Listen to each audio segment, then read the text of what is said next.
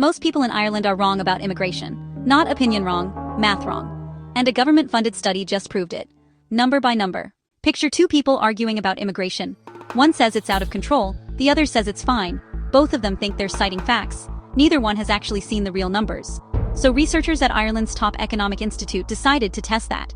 They didn't ask people's opinions, they asked people to guess the actual statistics. Then they checked those guesses against the real government data. Now, you might think, it's just public perception, a few points off, no big deal. Wrong. In several categories, the public's guess was double the real number. In one case, they had the entire picture backwards. Let's slow down for a second, because the source matters here. This is the ESRI, the Economic and Social Research Institute. Think of it as Ireland's national fact-checker for economic and social issues. In January 2026, funded by the Department of Justice, they surveyed 1,200 people. Nationally representative, meaning the sample matched the country by age, region, and background. The method was simple. Ask people to estimate the real numbers on immigration. Then compare those guesses to CSO data, Ireland's Central Statistics Office, the official numbers. Let's start with the basics. How many people in Ireland were actually born abroad? The public's guess, 27.8%. The real number, 18.8 to 21.7%. That's a gap of 6 to 9 points, not a rounding error. So who's actually coming here?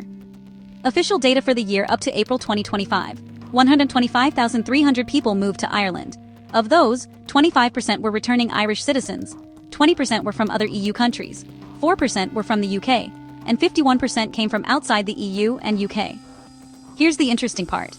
On this one, the public actually underestimated. They guessed 55% of recent non-EU origin migrants came from outside the EU, UK, and North America. The real number is 72%. So, not every mistake goes the same direction. Keep that in mind. Now the number everyone argues about most. Asylum seekers. In 2025, Ireland recorded 13,160 international protection applications.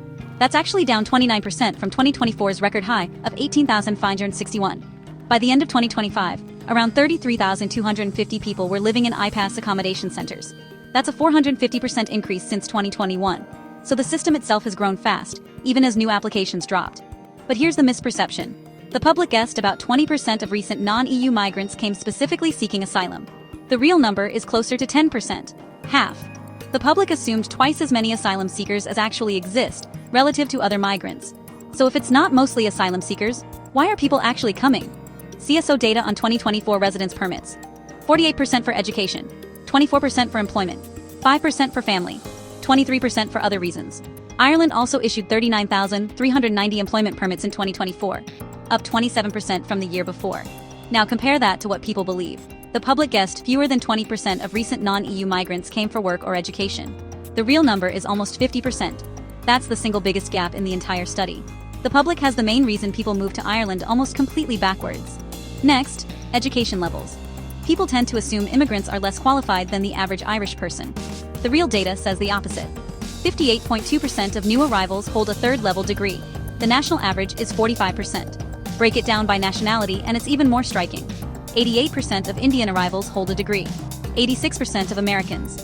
84% of French citizens. So, are they working? Non-Irish nationals made up 27.5% of all employees in Ireland in 2024.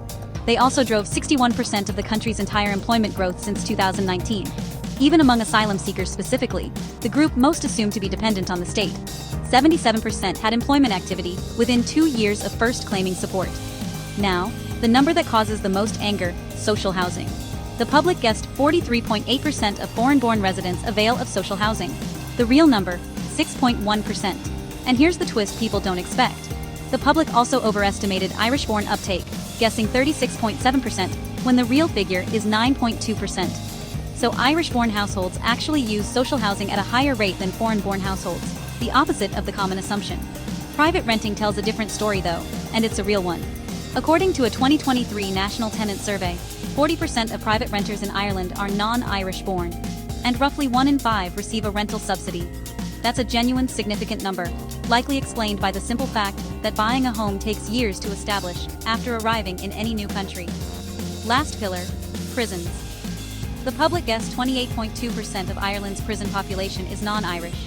The real number is 20.7%, overestimated, but by less than most other categories.